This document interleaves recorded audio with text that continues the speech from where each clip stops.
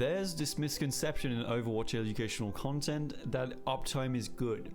So you queue up for your next game and start engaging as soon as you can, even under the wrong circumstances, and unsurprisingly you die first or end up missing half of the fight because you're waiting for your health to regenerate.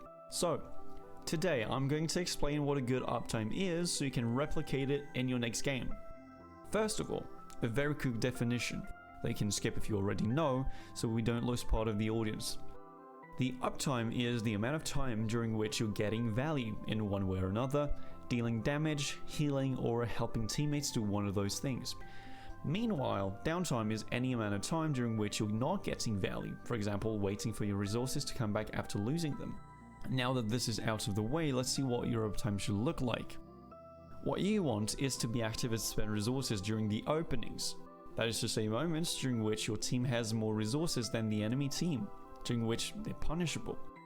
Since you need resources for the next opening, you shouldn't be losing resources and most importantly HP during the period before the said opening, which we'll call the neutral fight.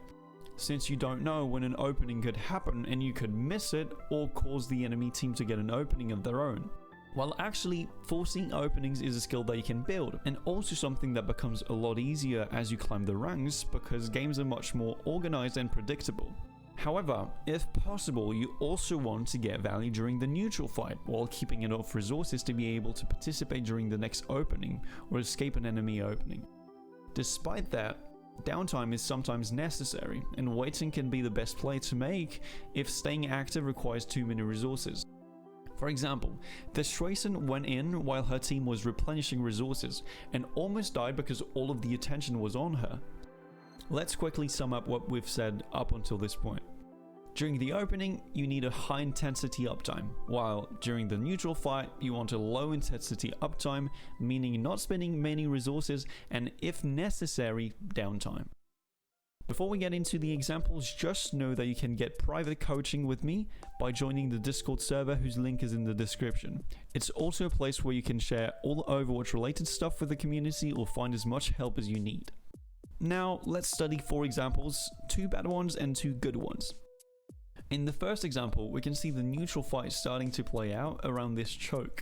To try to create some pressure on the Sigma who's holding the door, Ryan walks up to him and starts swinging, but neglects the amount of damage he's about to receive and quickly loses 2/3 of his health.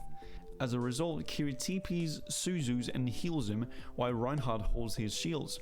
This leaves no one shooting on the side of the blue team, reinforcing the resource advantage in red team's favor. At this exact moment, Xion gets roll and uses it to bank on the ongoing opening to secure a first frag as well as space and resources. This was a mistake from Reinhardt, not respecting the enemy's position and forcing his team to spend resources during the neutral fight, causing an opening for the enemy team. However, Xion played this beautifully, recognizing an opening and spending adequate resources to get a spike in value. Now let's move on to example number 2. Here we can see Aran moving on her own, losing HP during a neutral fight and having to back up as she gets marked by Aerie.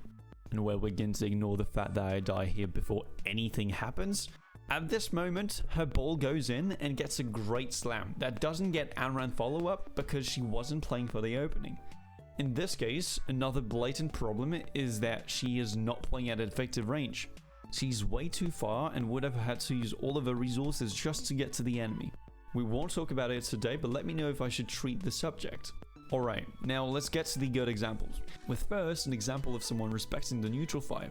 She doesn't see any opening, so she plays in a safer manner, staying close to cover in case she ever needs it.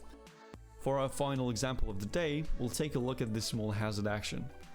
After using his cooldowns to deny Cassidy from walking up, he notices this isn't an opening and decides to take a moment of downtime before his resources come back up, and the sheer numbers advantage is enough to create the opening, which he invests in by jumping towards Cassidy, securing the kill. Let me know what you guys think of this format down in the comments below. I'll see you guys in the next video or on stream at twitch.tv/Humbfz. See ya!